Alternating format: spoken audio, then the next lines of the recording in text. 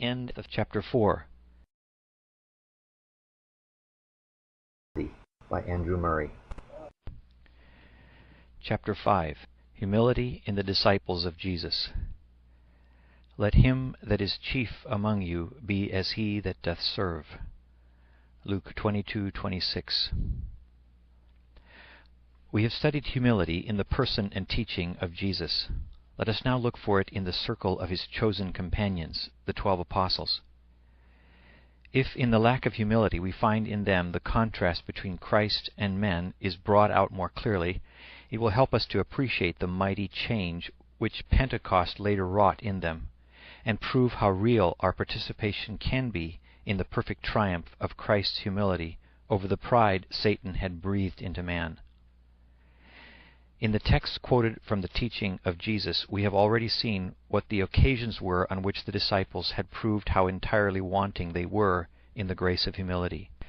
Once they had been disputing by the way which of them should be the greatest. Another time the sons of Zebedee with their mother had asked for the first places, the seat on the right hand and the left. And later on, at the supper table on the last night, there was again a contention about who should be accounted the greatest. Not that there were not moments when they indeed humbled themselves before their Lord. So it was with Peter when he cried out, "Depart from me, O Lord, for I am a sinful man." So too with the disciples when they fell down and worshipped him who had stilled the storm. But such occasional expressions of humility only bring out into stronger relief what was the habitual tone of their mind, as shown in the natural and spontaneous revelation given at other times of the place and power of self.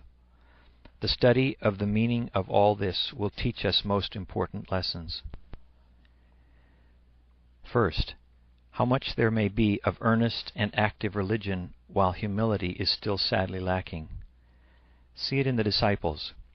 There was in them fervent attachment to Jesus. They had forsaken all for him. The Father had revealed to them that he was the Christ of God. They believed in him. They loved him. They obeyed his commandments. They had forsaken all to follow him. When others went back, they clave to him. They were ready to die with him. But deeper down than all this, there was a dark power, the existence and the hideousness of which they were hardly conscious of, which had to be slain and cast out before they could be the witness of the power of Jesus to save. It is even so still. We may find theologians and ministers, evangelists and workers, missionaries and teachers, in whom the gifts of the Spirit are many and manifest, and who are the channels of blessing to multitudes, but of whom, when the testing time comes, or closer fellowship gives fuller knowledge, it is only too painfully manifest that the grace of humility as an abiding characteristic is scarce to be seen. All tends to confirm the lesson that humility is one of the chief and the highest graces, one of the most difficult of attainment, one to which our first and chiefest efforts ought to be directed, and one that only comes in power when the fullness of the Spirit makes us partakers of the indwelling Christ, and he lives within us.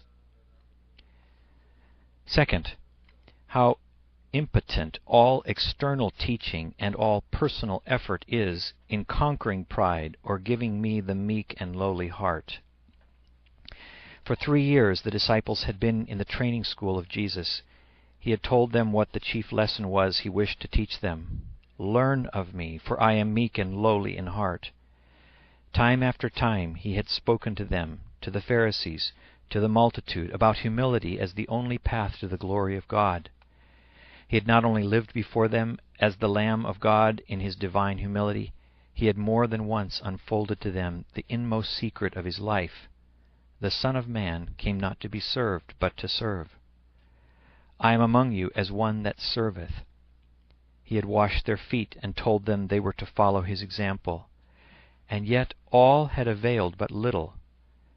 At the Holy Supper there was still the contention as to who should be considered greatest. They had doubtless often tried to learn his lessons, and firmly resolved not again to grieve him, but all was in vain.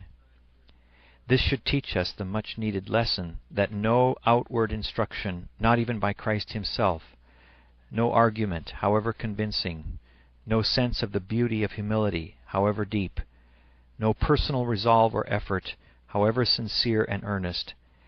None of this can cast out the devil of pride. We must come to know that when Satan casts out Satan, it is only to enter afresh in the mightier though more hidden power. Nothing can avail but this, that the new nature in its divine humility be revealed in power to take the place of the old, to become as truly our very nature as the former ever was. Third, it is only by the indwelling of Christ in his divine humility that we become truly humble.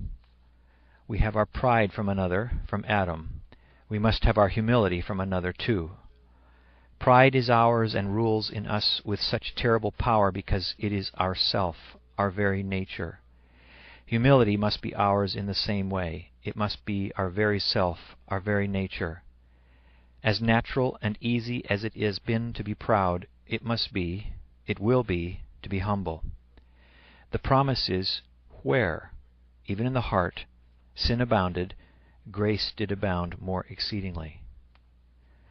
All Christ's teaching of his disciples and all their vain efforts were the needful preparation for his entering into them in divine power, to give and be in them what he had taught them to desire.